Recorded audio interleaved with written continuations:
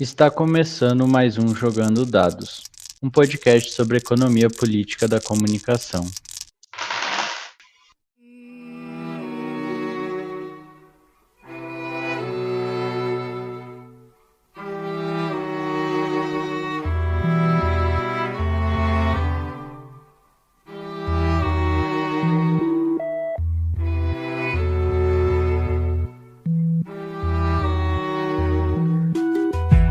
Olá, meu nome é Guilherme Bernardi e esse é o Jogando Dados.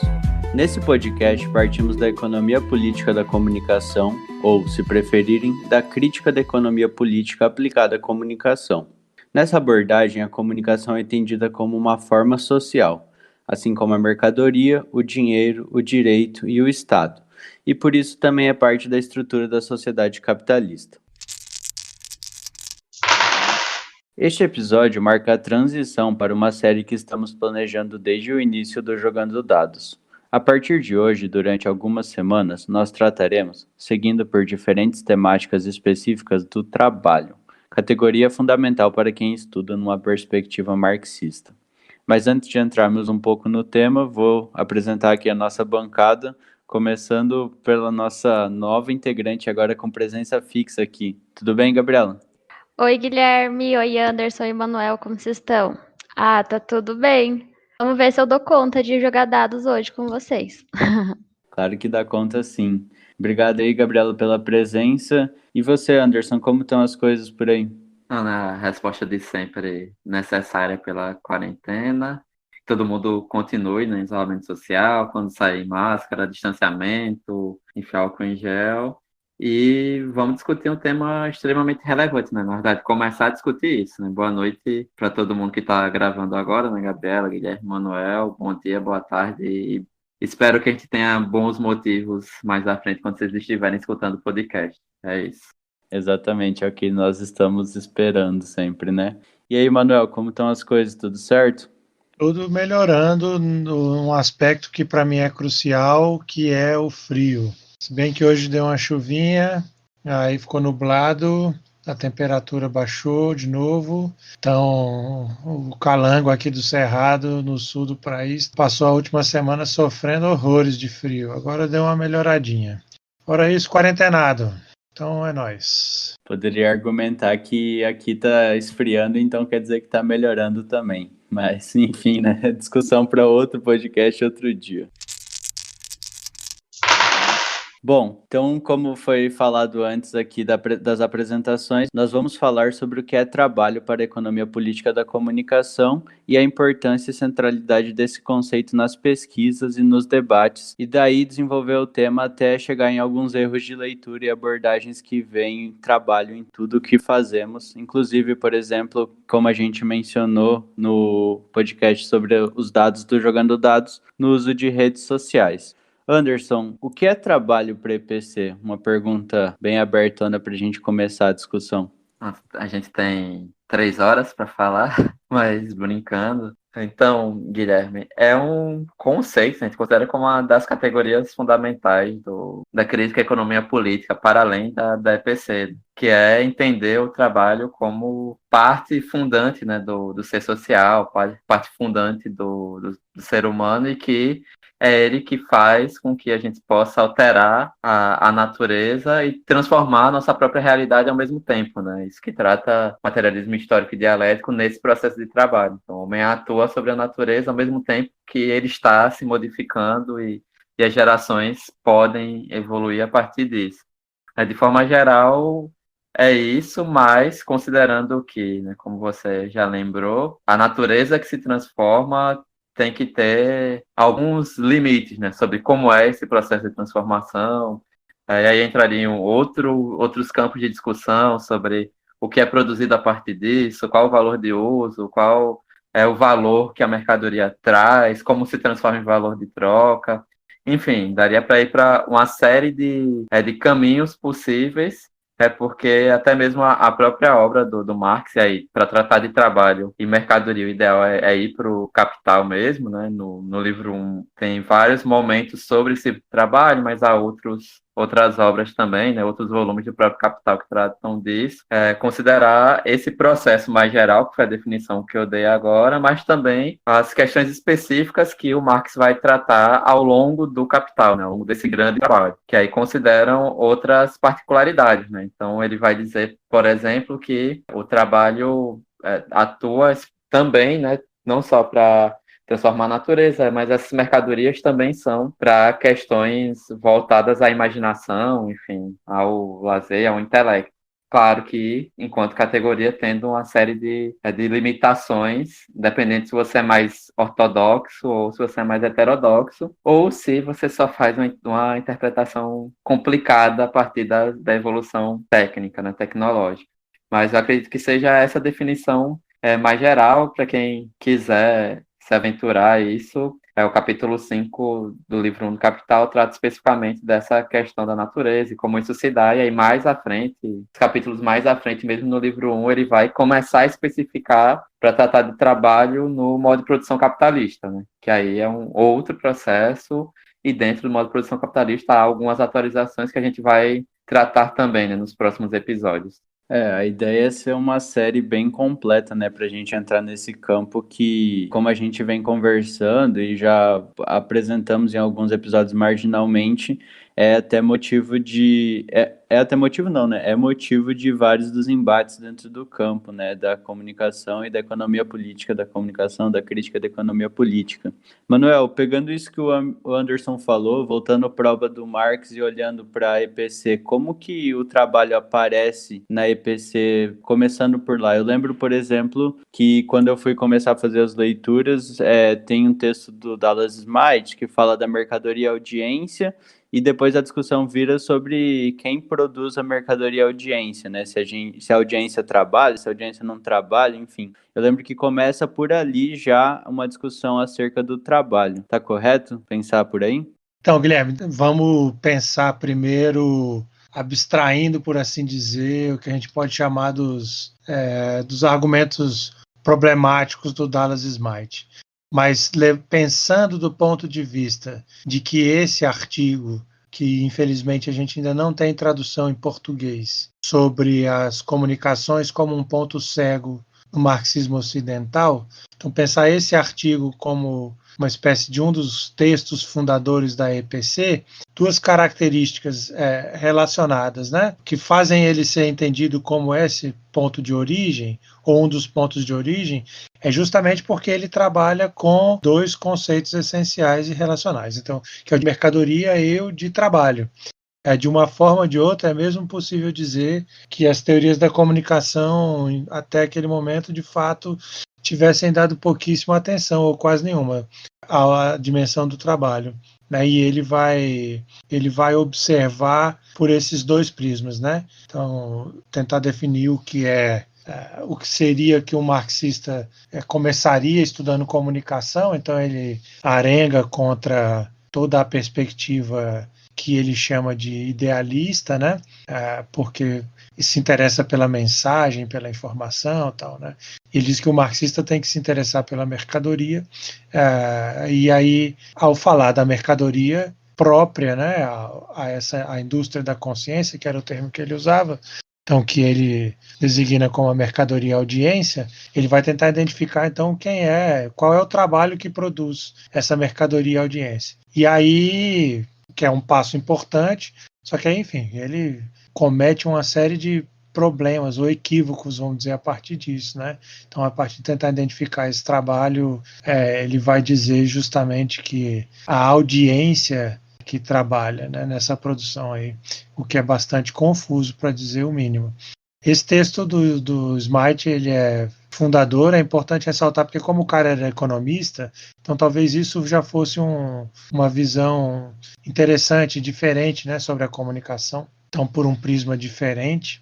Teve algum debate ali, isso é um texto de 77, então ali entre 77 e início da década de 80, alguma discussão, e ele mais ou menos ficou dormitando, vamos dizer por aí, né? É um texto relevante, mas também não foi exatamente tido como um texto essencial. E a gente vai incorporar isso no Brasil do ponto de vista crítico, mas vai demorar bastante, Guilherme. Então, é possível dizer que a economia política da comunicação nasce, entre outros aspectos, com uma preocupação em torno do conceito de trabalho, de mercadoria e trabalho, em que pese esse conceito, por mais se interessasse por uma filiação marxista, ele era completamente troncho e equivocado. Tá certo. Acho que a ideia da série, então, é mesmo a gente aprender bastante, né? Porque acho que eu falo por mim, né? Como estudante de pós-graduação, não sei como que o Anderson, o Manuel e a Gabriela também se colocam, mas é uma leitura que acaba tendo uma discussão muito de fundo, de uma base teórica bastante densa, e acho que por isso que a série vai também abordar temas em vários episódios para a gente poder ir gerando um debate ao redor desse conceito-chave, né, e central da economia política, da crítica da economia política. A gente pensou, entre alguns temas, de primeiro tratar do trabalho na perspectiva marxista, também de tratar da subsunção do trabalho intelectual e do trabalho cultural. São ideias de temas que a gente pretende abordar e não sei como que isso aparece na EPC. Alguns desses trabalhos também apareceram nas rodas de leitura, né, Anderson? Para quem quiser já ir, vamos dizer, esquentando um pouco o debate aqui antes de ouvir o Jogando Dados, pode voltar para as rodas de leitura.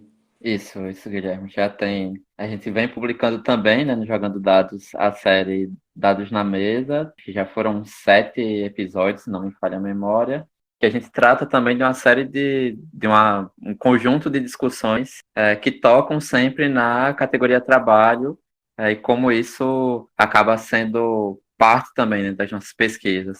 E aí eu vou destacar, por exemplo, né, do que a gente já dialogou, inclusive em outros episódios, mesmo da série normal, né, de Jogando Dados, que é a subsunção do trabalho intelectual, que é uma visão muito particular, né, de autores marxistas da economia política da comunicação, caso especialmente do César Bolanho, que defende, inclusive, né, que a terceira revolução industrial teria acontecido com maior subsunção do trabalho de caráter intelectual, o quanto as pesquisas, enfim, ele estudou especialmente a questão do genoma humano, o projeto desenvolvido com parceria aqui no Brasil, acredito que na USP mesmo, nos anos 90, e como isso revolucionou também, do ponto de vista econômico, uma série de outras áreas para além da produção acadêmica.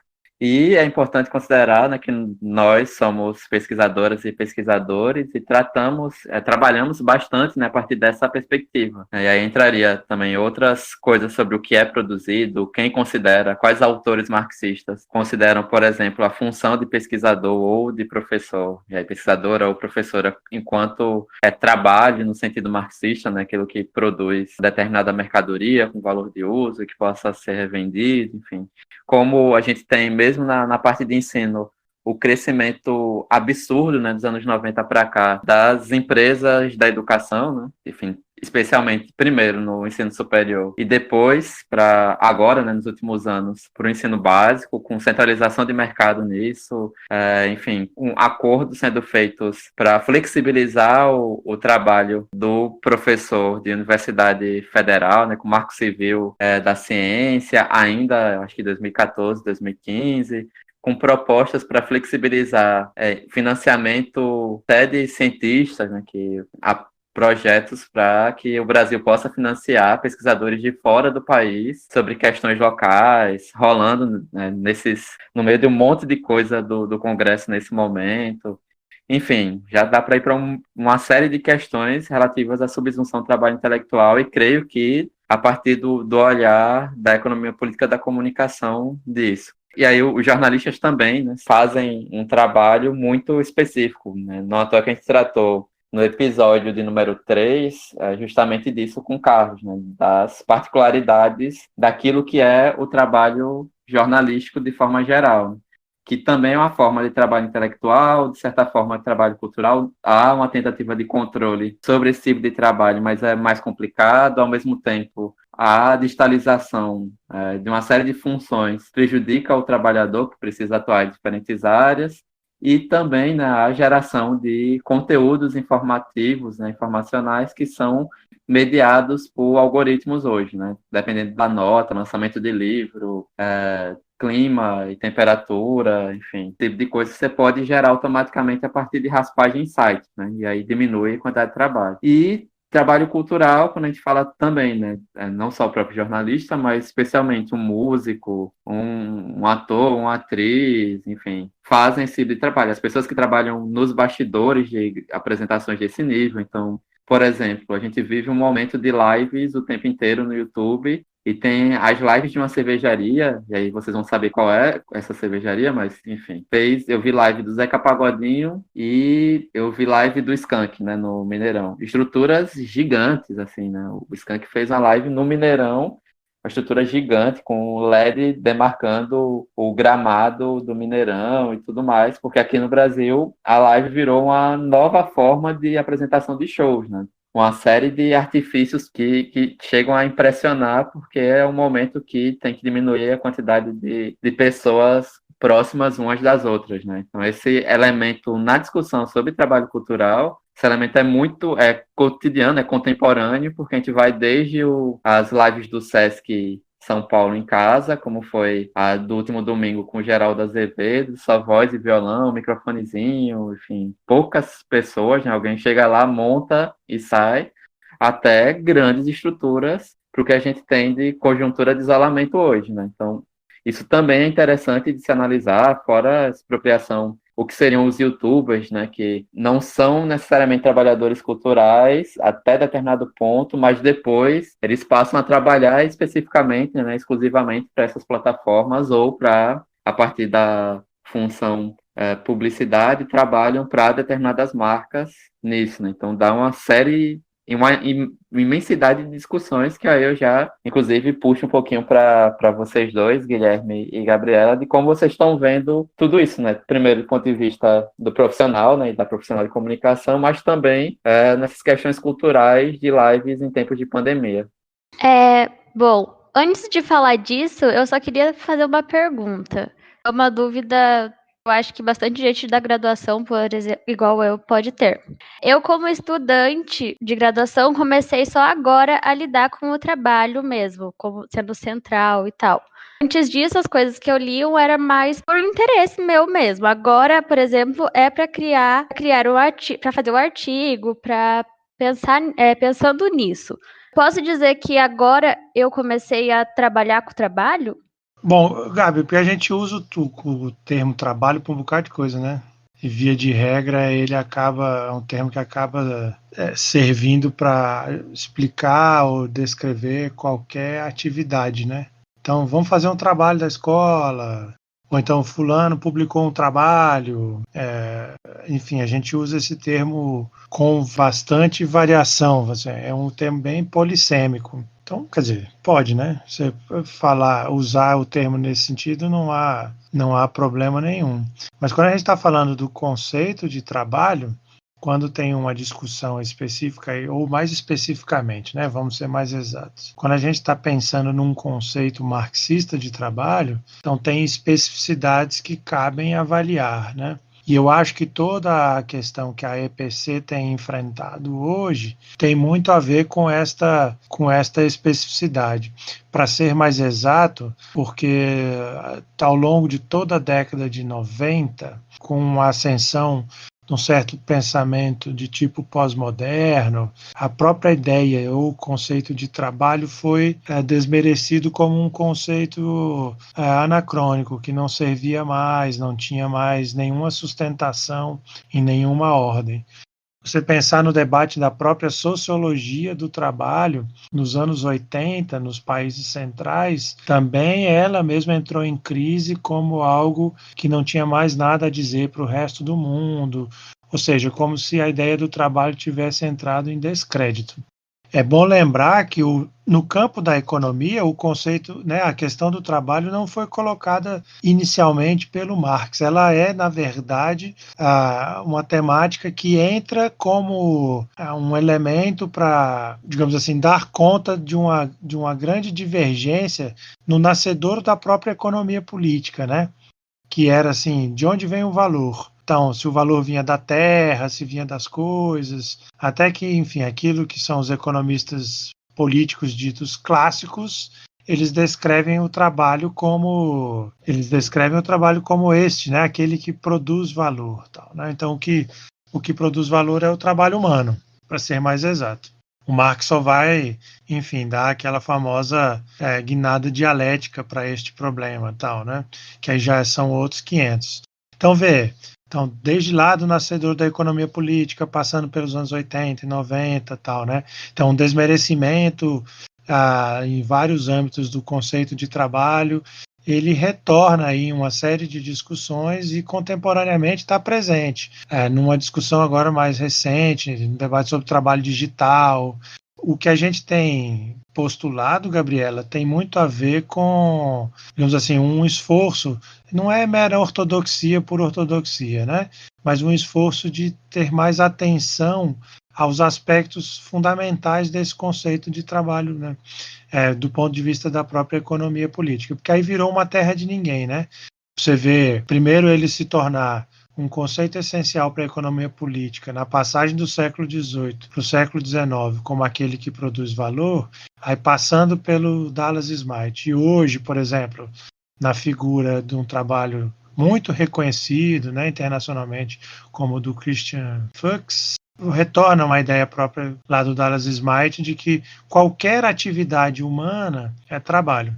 E isso tem aparecido significativamente do ponto de vista, como estava lá no Smith, da ideia da audiência, enfim, como quem trabalha. Eu acho que aí era o caso sempre de precisar, então, isso, né? Pode falar de trabalho numa série de aspectos, tal, mas quando é a precisão conceitual, vale a gente tomar esse cuidado. Então, o pessoal tem encontrado trabalho, do ponto de vista do conceito marxista, aonde não tem trabalho, né? E esse é um dos casos.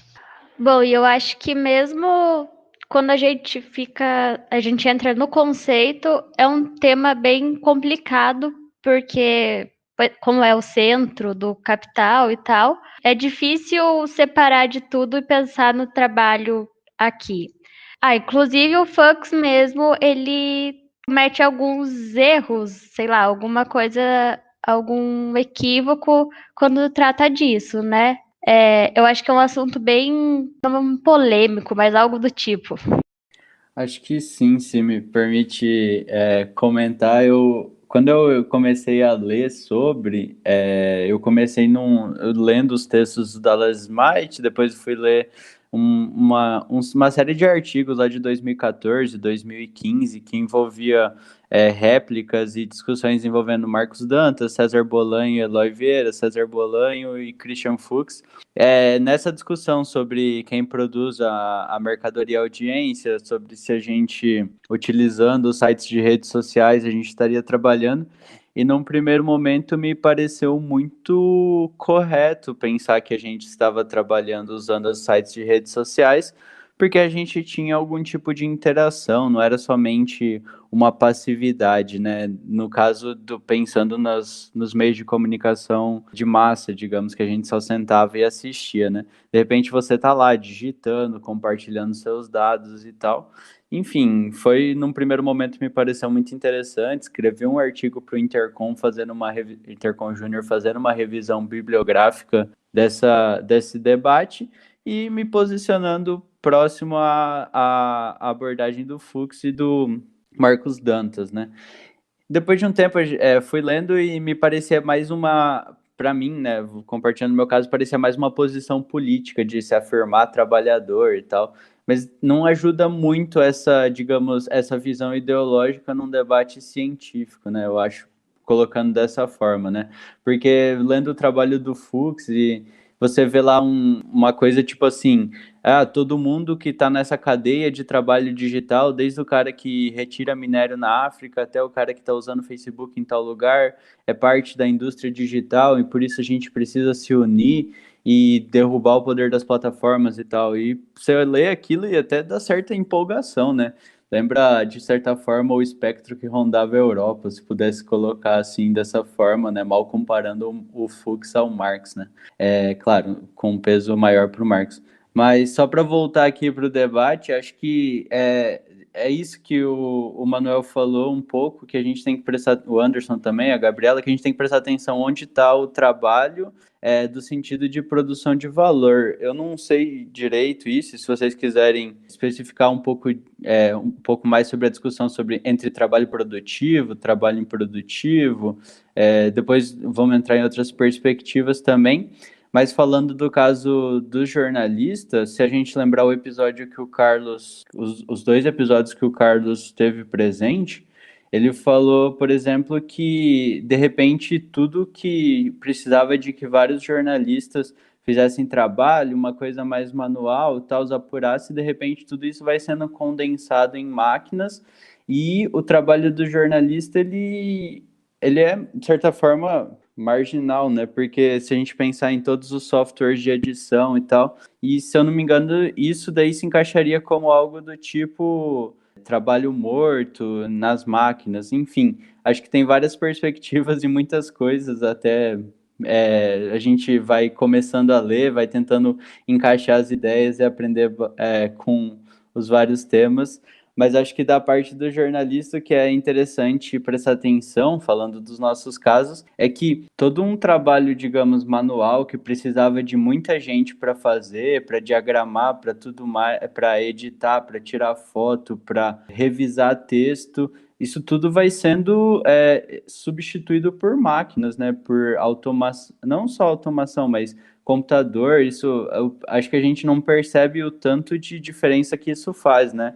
Tanto que a gente até brinca na faculdade que a gente tem várias horas de diagramação e aí você vai conhecer um jornal e já tá. A última vez que eu tinha conversado, o pessoal estava trabalhando com um software de diagramação que você conseguiria substituir 3, 4 diagramadores por um e facilitar o trabalho, né? Então, o trabalho no sentido de o desenvolvimento dessa atividade. Mas acho que a gente vai acabando usando o termo trabalho para tudo, né? Trabalhar, trabalhar, trabalhar no sentido de fazer alguma coisa. E acho que é para isso que essa série vai ser importante, principalmente, mas não só para quem está começando. Às vezes se perde e lê um argumento igual eu fiz, lendo o Dantas e o Fuchs, principalmente, falando assim, nossa, que massa, é verdade, a gente precisa entender todo mundo como trabalhador e daqui a gente pensar, sei lá, numa perspectiva revolucionária e afins.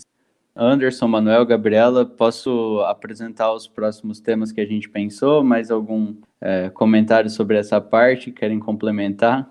Não, eu só queria saber se vocês estão acompanhando as lives e como vocês observam essa adaptação do trabalho cultural. Olha, eu não estou acompanhando live quase nenhuma. Eu já não sou muito chegado a ouvir música. Eu ouço bastante podcast, mas música eu quase não ouço. As lives que eu estou acompanhando são de debates, de evento, alguma coisa assim. Mas eu não sei, Gabriela, Manuel, vocês estão acompanhando? Mas acho que a gente consegue ver como as plataformas têm um peso cada vez maior na nossa vida, né, digamos. Ó, eu andei vendo. Você viu também, Gabriela? Eu andei vendo umas e outras aqui, porque, né, nem sempre Enfim, a gente se diverte, etc e tal. E tem uma coisa que eu acho que é muito característica ali, Anderson, mas é uma persistência de alguns aspectos da própria lógica do trabalho cultural, assim, que há trabalhos e trabalhos, né, na própria dimensão cultural, e tem uns trabalhos que sempre foram, por assim dizer, escamoteados, né? Como estudei música durante muito tempo, é só para dar um dos exemplos, o cara que tocava aqueles órgãos naquelas grandes igrejas, tal, então os negócios incríveis, né? E o camarada ali já, enfim, tocando sua música, tal, e era um negócio sensacional. Para aquele troço funcionar ali na frente, tinha uma galera lá atrás girando, porque aquilo funciona como um fole, né? E então, para fazer o ar, fazer aquele tubo todo soltar um som, é vento pra caramba. Então, esse vento era produzido por um bocado de gente que girava atrás daquele troço uma série de manivelas, enfim, para fazer o sistema todo funcionar, né? Então esses trabalhos, eles continuam nas lives, ele aparece ali, e agora numa situação precarizada desgraçada, que é isso, né? Então eu vi também a live do Skank e ficava vendo desgraçadamente o hold ali, ele tem que entrar, para entregar, trocar o instrumento, etc. e tal. E o cara todo paramentado ali com a máscara, eles fazem muita questão de fazer essa identificação, né?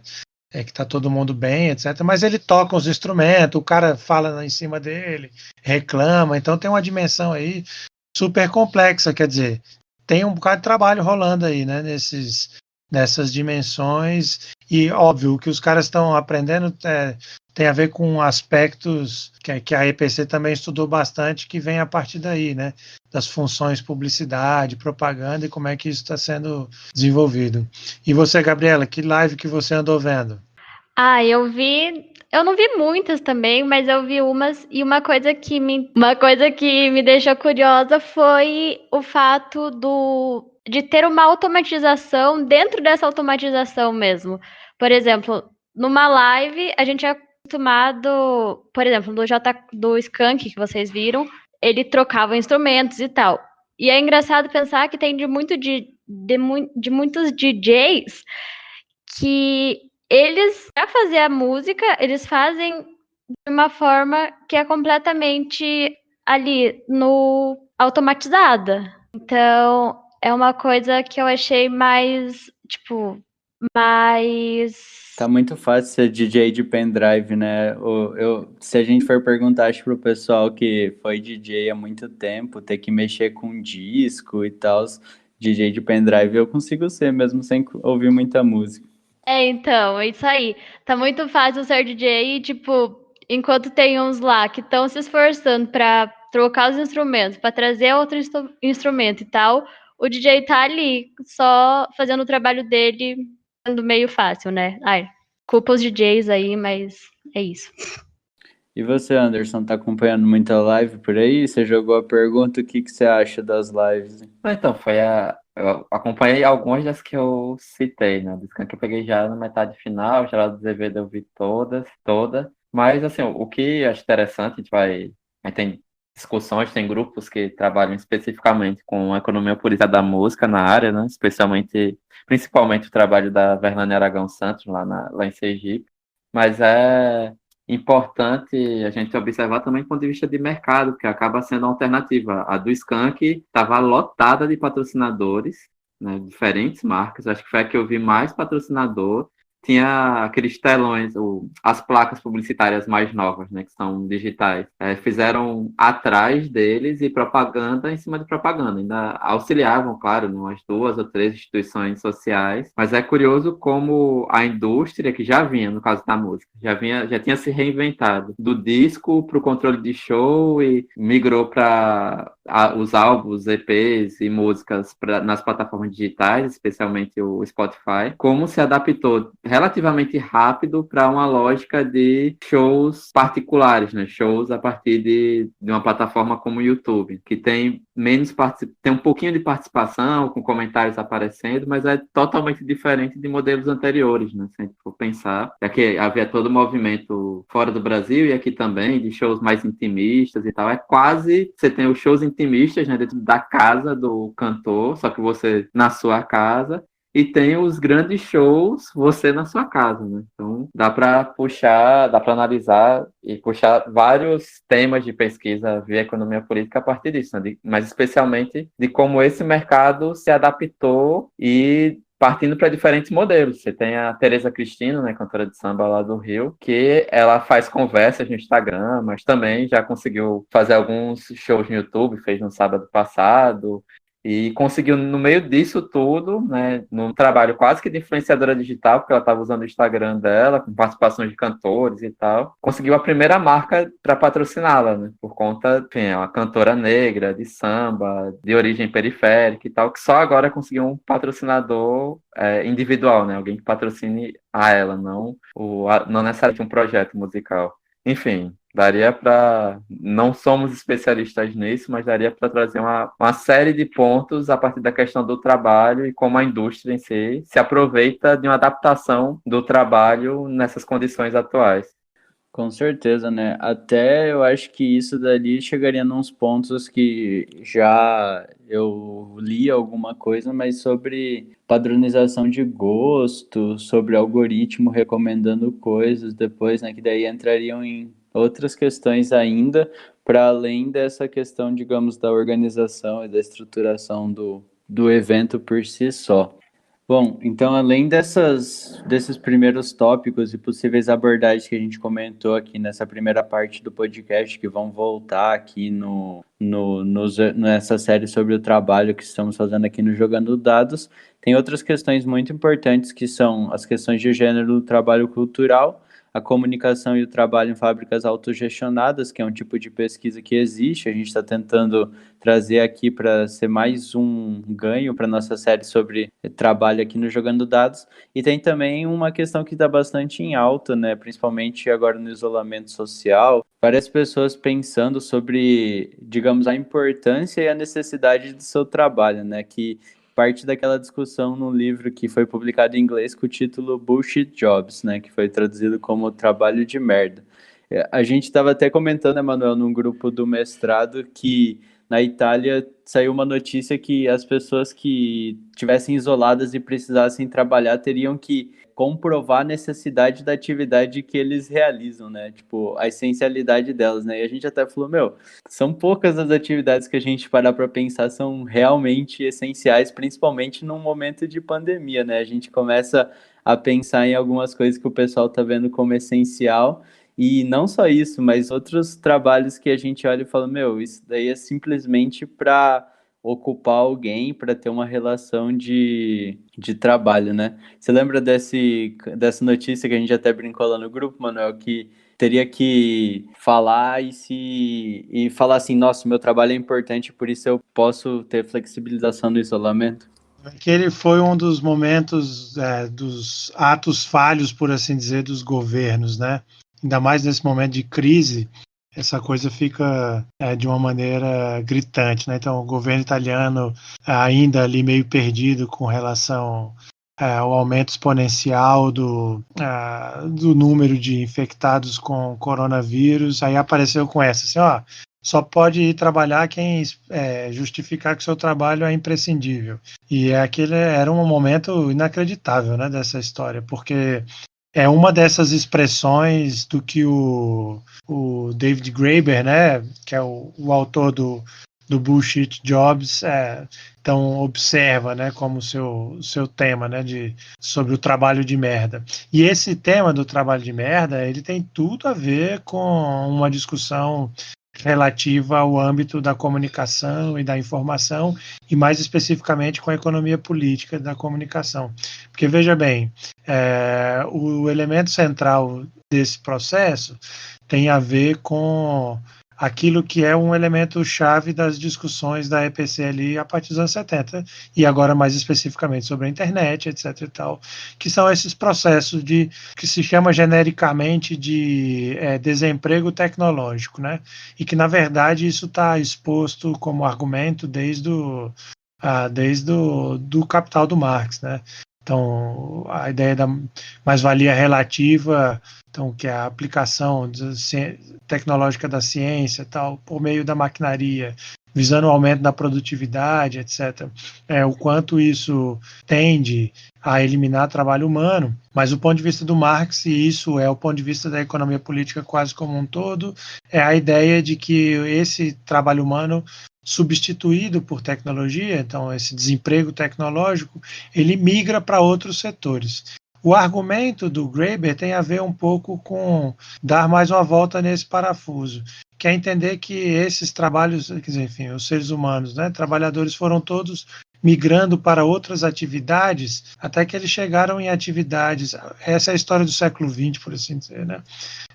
Baseadas no serviço, ou de gerenciamento, administração, então alguns setores que, em tese, lá, enfim, o pessoal em língua inglesa chama de colarinho branco, tal, né? Mas também, então, todo esse trabalho que já é precarizado das pessoas que atendem telefone, secretária e assim sucessivamente. E esses trabalhos eles vão sendo entendidos cada vez como mais irrelevantes, tal, né? Então a pessoa saca que ela é contratada num esquema tradicional, trabalha 8 horas, mas o serviço dela mesmo efetivamente dura ali uma fração. Então que as pessoas descobrem que o trabalho delas efetivamente não tem muita necessidade. Esse é o grande debate ali do David Graeber. Veja que então nesse momento da pandemia isso apareceu como um lance relevante. Tem muita gente que está descobrindo, na verdade, a sua quase insignificância, né, neste âmbito do capitalismo para esse ponto de vista, né, de ser o trabalhador, né? Então, portanto, aquele que produz valor. Isso tem a ver, Guilherme, aí eu vou emendar rapidinho com as coisas que vieram lá no começo, e os debates lá sobre os capítulos do Marx, tem a ver muito com a seguinte, um elemento que é interessante, que é a discussão do trabalho produtivo, né? Então, quando o Marx fala da subsunção real do trabalho ao capital, é um elemento onde ele já afirma que os trabalhos são todos direcionados para o âmbito da produção. Então, a passagem desse capítulo 5 para o capítulo lá, no capítulo 14, onde ele volta para a discussão do trabalho no capital, é um longo processo onde ele vai falando novamente sobre o trabalho do ponto de vista do valor de uso. Então, a ideia do trabalho produtivo do ponto de vista do trabalho do valor de uso é um trabalho que produz valor de uso, né?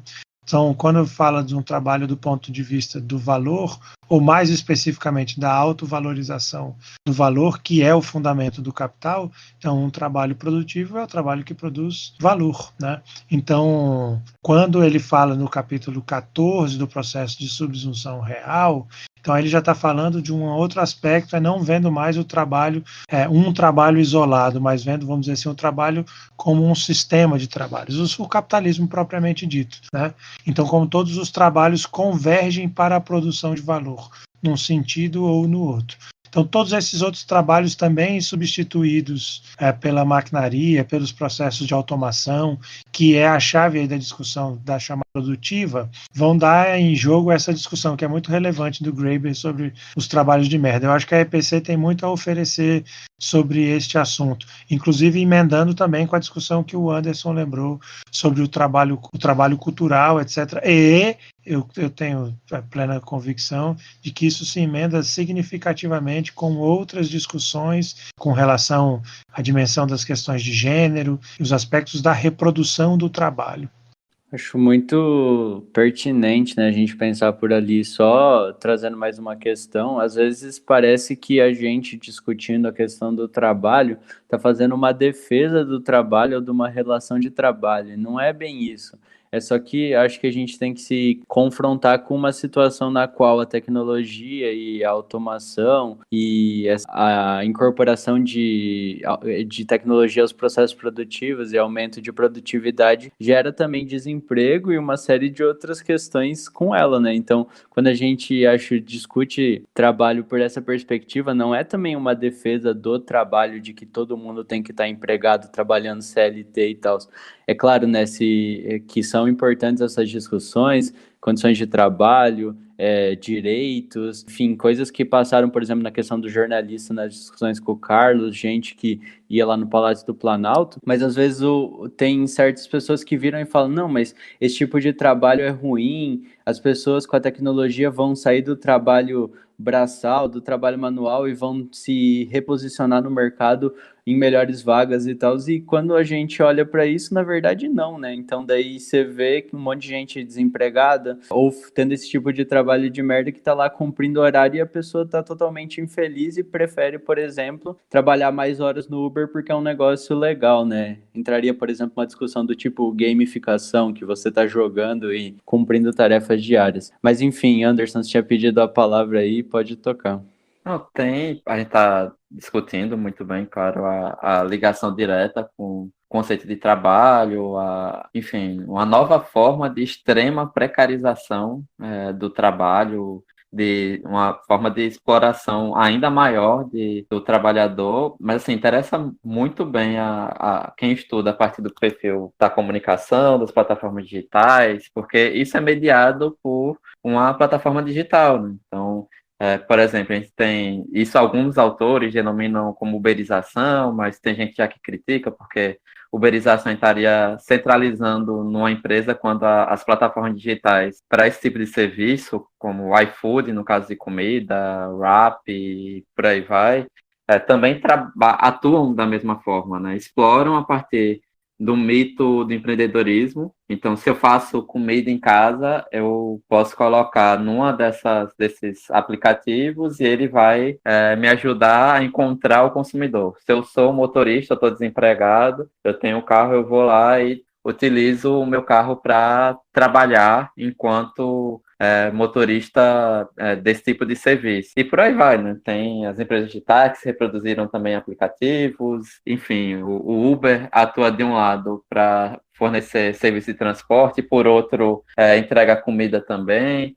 Tudo isso é feito a partir desses aplicativos. Tem uma série de artigos jornalísticos, inclusive, que tratam criticamente e trataram ainda mais de forma crítica com a pandemia e com a quarentena, né? Que, primeiro, os restaurantes, acho que foi agência pública, mas ou foi agência pública ou é o país, ou tem Intercept, são vários sites que tratam disso, mas de que os restaurantes eram limados do iFood sem nenhuma explicação, sem nenhuma transparência, enquanto que alguns motoristas, dependendo da nota, podem sair do aplicativo. E tem uma série de ações, de vez em quando a gente vê notícias sobre decisões de tribunais de justiça ligados ao trabalho, sobre se considera isso trabalho ou não, se o entregador, porque o entregador acabou virando um serviço essencial também, mas se ele tem alguma garantia de pelo menos ter equipamento de proteção individual, né, para ele entregar comida na nossa casa, os alimentos que a gente compra para a gente não ir ao supermercado ou algo do tipo. Isso tudo é feito por mediação tecnológica, que, como a gente tratou no episódio com a Helena, se não me falha a memória, o número 2, sobre essas questões de dados pessoais, mas a gente não tem transparência de como isso é feito. Nem o dono do restaurante tem transparência. Se o iFood está dando, ou o Uber Eats, ou qualquer outro, está dando prioridade a restaurante X do que o dele, porque ele simplesmente sai da plataforma, né? Ele não tem aviso nenhum. E também tem toda uma preocupação sobre as relações formais, que o próprio Guilherme comentou agora há pouco, mas também de como estabelecer garantias dessas relações em formas de exploração de trabalho ainda maior, porque estão sob o mito do seja empreendedor, pegue sua bicicleta e vá entregar mercadorias para você conseguir ter alguma fonte de financiamento, né, que é algo ainda mais brutal para esse período de pandemia, né? Então há uma relação direta com as tecnologias digitais de informação e comunicação, que, como a gente disse nos últimos episódios, também amplificam contradições do modo de produção capitalista, né? Então, vale também sempre reforçar a crítica que a internet não é livre, porque há uma série de problemas sobre transparência, inclusive em relações de exploração ou superexploração do trabalho.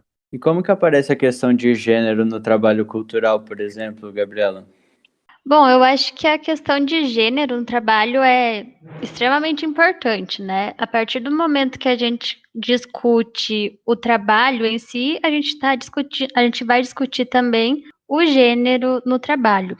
Por exemplo, quando que a mulher começou a trabalhar, ou o trabalho que a mulher fazia em casa é trabalho, e se não, o trabalho que a diarista faz nessa casa é trabalho, então, tipo, é uma série de coisas que vão além. Bom, trazendo para o lado das redes sociais, esses dias teve um grande movimento no Twitter em que mulheres expuseram vários casos de assédio e de abuso, relatando como foi. Eram cenas horríveis mesmo que elas relataram. Foi bem pesado. E daí acabou que no fim, mais uma vez, foi a mulher que foi prejudicada. Os abusadores começaram a ameaçar as vítimas e tal, e daí, mais uma vez, acabou que as mulheres foram oprimidas. Então, tipo, isso acontece também no trabalho e, sem dúvida, em qualquer outra situação, né? Acho que é bem pertinente a gente prestar atenção nisso, né? E em como, aí falando um pouco das coisas que eu estudo, como as redes sociais, reproduzem as mesmas lógicas de opressão, né, que tem nas instituições mais, digamos, tradicionais, né? Parece que é um negócio super progressista, mas você vai ver, né, Gabriela, igual você comentou, que tá rolando uma opressão também lá, né? Nossa, sim, sem dúvida. E isso também começou no Twitter e foi parar de uma hora para outra no Instagram. Então, começou a ter essas denúncias no Twitter.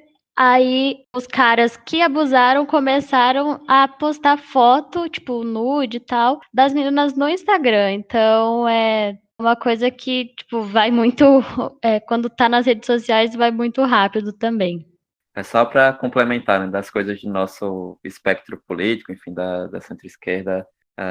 Guilherme depois confirma o nome do podcast, mas se eu não me engano foi um episódio do Revolution, em que um dos pontos comentados era sobre como as mulheres de esquerda radical, são cobradas para falar algo de como os homens podcasters falam determinada coisa, né? Numa lógica bem de que as mulheres têm que comentar algo porque quando a gente era criança, a gente ia lá e reclamava de algo de um colega e tal com a mãe desse colega, né? Como tem essa figura muito presente. Eu lembro de um episódio clássico, né, do Tese 11, uma página no YouTube da Sabrina Fernandes, que ela foi explicando teoria marxista, se maquilando porque as pessoas achavam absurdo, especialmente porque quando ela começou era loira, se maquiava antes e tal, que uma mulher de esquerda se maquiasse para falar sobre questões políticas. E aí, não entrando na discussão sobre o que se cria, o que a indústria cria referente a como a mulher deve ser, como o homem deve ser, mas como a pressão mesmo do ponto de vista político é muito maior na mulher, né, de uma forma geral, do que no homem, né? Como essas formas de ser, de se vestir, enfim, acabam delimitando não só, né, para a crítica de quem é da direita, de dizer que a mulher é feminista, é isso, é aquilo, aquilo outro, mas também dentro da própria esquerda, como a mulher é muito mais cobrada em coisas, de certa forma, até banais ou superficiais do que o homem. E aí fazer a autocrítica em relação à academia, porque, por exemplo, a nossa área de comunicação, acredito que Manuel e eu somos de gerações anteriores, mas há uma maior quantidade de mulheres do que de homens, normalmente nos cursos, mas não necessariamente os espaços de poder que permeiam esses ambientes acadêmicos têm disputa para que a mulher também se apresente. E aí, sei lá, desde o diretório acadêmico, o centro acadêmico, algumas direções de cursos, faculdades, programas, fazendo autocrítica. O LEPIC Brasil estava pensando em perspectiva histórica, a gente existe desde 2004. A gente teve, eu acho que só a gestão anterior à atual, que teve, eu acho que mais mulheres do que homens na diretoria. Todas as outras já teve diretoria. Hoje a nossa tem, inclusive, né, uma mulher apenas, a professora Patrícia Maurício da PUC-Rio, mas porque outras mulheres que a gente convidou não toparam. E também porque, enfim, não vale a pena explicar nesse episódio a confusão que foi fechar essa chapa. Mas havia um histórico anterior de que as mulheres só tinham uma mulher com outros 6 homens na diretoria. A gente só teve, até hoje, isso é factual, uma mulher como presidenta da entidade, né, que foi a professora Anita Sims. E aí entra uma série de coisas. Primeiro, a questão do machismo estrutural da sociedade, como isso se reproduz em todos os espaços de poder ou de construção de poder, e tem e mesmo quando não é intencional, né, enfim, como eu disse, a gente tentou ter mais mulheres, não por conta de representação, uma espécie de cota de mulheres na diretoria, mas considerando aspectos dos cargos que encaixariam mais com determinada pesquisadora até do que outros pesquisadores. Mas também e esse é o motivo de algumas delas não aceitarem determinados cargos, porque há uma rotina diária dentro de casa, enfim, no trabalho, em outros locais, que a mulher tem aquela forma, o que virou famoso, que é a jornada dupla, tripla e tal, né? Então, quantas alunas minhas, por exemplo, não trabalhavam no horário comercial, estudavam à noite, quando chegava em casa ainda tinha que preparar almoço para o dia seguinte, tinha que dar um jeito para cuidar do filho, fazer tarefa do filho, enfim, jornada tripla, algo extremamente surreal, e que a academia e outros espaços de esquerda acabam querendo ou não, reproduzindo, né, ou dificultando acessos. Não à toa que, a partir deste ano, a Olepic Brasil conta com um grupo temático específico, que num primeiro momento é dedicado à raça e gênero, mas que a ideia, dependendo do quanto de discussão específica a partir dessa visão marxista da EPCentro vai gerar, de separar esses grupos para fazer essas discussões mais pormenorizadas, né? Então, garantindo a necessária análise específica, tanto da questão de gênero, da questão de raça e outras questões específicas também, referentes a minorias que são, na verdade, a subalternização de pessoas, porque não necessariamente são minorias em termos quantitativos, mas que a gente precisa também discutir isso a partir de um viés marxista e observar isso no âmbito da economia política da comunicação, né? Do quanto, por exemplo, pegando aqui o título de um artigo da Rafaela Martins, acho que com o Manuel, que é o quanto a mídia reproduz a sociedade patriarcal também nas suas atividades cotidianas. Então, isso é um tema bastante interessante que a gente precisa olhar para dentro da academia também e olhar para fora em termos de mídia, como isso acontece. Acho que só, Anderson, fazendo um ganchinho rápido que você citou a Sabrina Fernandes, eu tava lendo esses dias no Twitter dela que ela tá escrevendo um livro de introdução, ela tava só fazendo uma reflexão do tipo, nossa, tô aqui pensando em como explicar o que seria dialética em umas 1000 palavras e tava sendo difícil, e apareceu um cara, tipo assim, era uma discussão retórica, sabe, comentando, e apareceu um cara e falou, não, você tem que pegar, sei lá o quê, ir lá no Heráclito, e depois ir no Hegel, e depois no Marx. Ela falou, eu sei qual que é o passo a passo, eu tô só jogando aqui só para pensar e refletir mesmo, marcar aqui. E o cara foi tudo explicar e tal, e enfim, quando a gente vai percebendo, né, outras nuances que entram, tipo o mansplaining e tal, são coisas pra gente, homem, prestar muita atenção, que acaba que afasta também, né, as mulheres, porque vai ver o marxismo parece um lance, um grupinho de homens sentados discutindo Marx, né? Enfim, não sei como vocês veem essa questão na academia, mas também penso, né, orientação de trabalhos, de TCCs, de dissertações, além, claro, do trabalho cultural, que puxando de volta aqui para nossa discussão do Jogando Dados. Guilherme, quando você diz até parece, né, que o marxismo é um bocado de homem falando sobre, enfim, né, fazendo esse debate, etc. Quer dizer, parece não, né? Tem muito disso. Isso é importante a gente ressaltar, e a EPC não está fora desse aspecto. Com todo o esforço efetivo que tem sido feito na Olepic Brasil e outros momentos de lutar contra isso, o primeiro passo para lutar contra o machismo, quer dizer, mais especificamente contra a estrutura patriarcal, é admitir que ela é o fundamento do processo, contra o qual a gente luta, é contraditório, etc., mas ele é fundamento também, né? Então, quer dizer, a tematização sobre a questão de gênero e a presença de mulheres tal no debate da EPC, que ela existe, ela continua sendo muito importante, etc. Mas é um troço que é uma questão que precisa ser lida sempre dessa perspectiva, né? A EPC não está fora da sociedade, até como um âmbito de teoria crítica, né? Então, qualquer pensamento positivista não poderia se achar em algum momento fora desse processo. Pelo contrário, exatamente porque luta contra o patriarcado, a EPC tem que entender que suas estruturas se originam também nisso aí, contra as quais efetivamente a gente contra as quais a gente luta, tal, né? Então a gente pretende destruir. Então isso tudo que o Anderson ressaltou como um aspecto importante tem a ver, enfim, das atividades da Olepic Brasil, as discussões que vêm sendo feitas. Por exemplo, essa é uma das coisas, esse trabalho que eu fiz com a Rafaela Martins, mas não é único. A Ana Veloso fez uma bela tese também por essa perspectiva. Tem vários trabalhos no âmbito internacional. Então, eles são elementos que têm que degladiar contra um aspecto constitutivo da própria EPC. Tal, né? Então, não porque a gente queira, né? Mas porque a gente entende que o patriarcado como essa dimensão estrutural que a gente luta contra isso. Acho que o tema vai voltar bastante aqui nas discussões, principalmente nesse tópico, mas é importante ressaltar que a gente tem que lutar sempre contra isso, né?